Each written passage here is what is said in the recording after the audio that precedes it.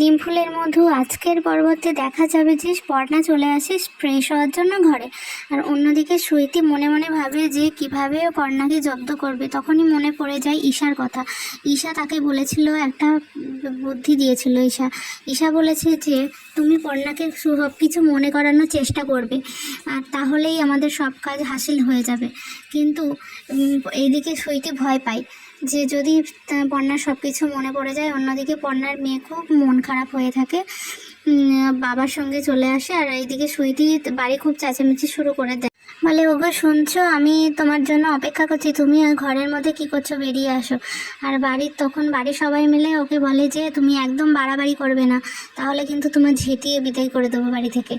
আর এইদিকে ও পর্ণাকে আটকানোর জন্য পর্ণার বোন আর ওর যা চলে যায় ওর ঘরের মধ্যে। আর এইদিকে চয়ন আর ওর চয়নের বৌদি আর দাদা দুজনেই মনে করে যে কিভাবে পর্ণাকে জব্দ করবে। এবার হয়তো জব্দ হয়েই যাবে। আর পর্ণার শাশুড়ি বলে, দেখ বাবু, বেশি বাড়াবাড়ি করিস না, তাহলে কিন্তু পর্ণাকে সব কিছু মনে করে দেবে, আর জানিস তো এরপরে কি হবে। আর অন্যদিকে ঈশা বলে যে এবার মনে পড়ে যায় যদি, তাহলে কি হবে। তখন সুইটি বলে না, কিচ্ছু মনে পড়বে না।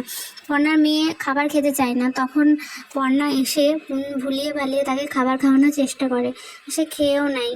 আর তখনই পর্ণার শাশুড়ি এসে বলে, বেশি বাড়াবাড়ি করো না, বুঝলে, অন্যের বাড়ির মেয়ে এসে আমাদের বাড়ি সর্দারি দেখাচ্ছে, কেন তুমি এগুলো করছো, কি মনে করেছো কি তুমি।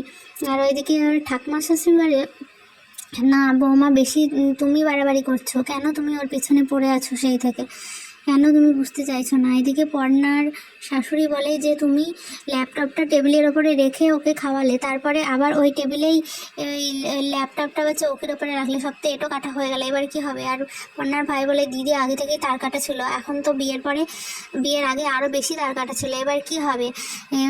পর্ণা বলে, তারটা কেটে দিলেন তো, এবার দেখুন কি মজা লাগে, পরের দিন আমি কি করব দেখতেই পাবেন। এই পর্বটি এখানেই শেষ হয়ে যাচ্ছে। পরবর্তী পর্ব দেখার জন্য লাইক আর সাবস্ক্রাইব করুন আমার চ্যানেলটিকে।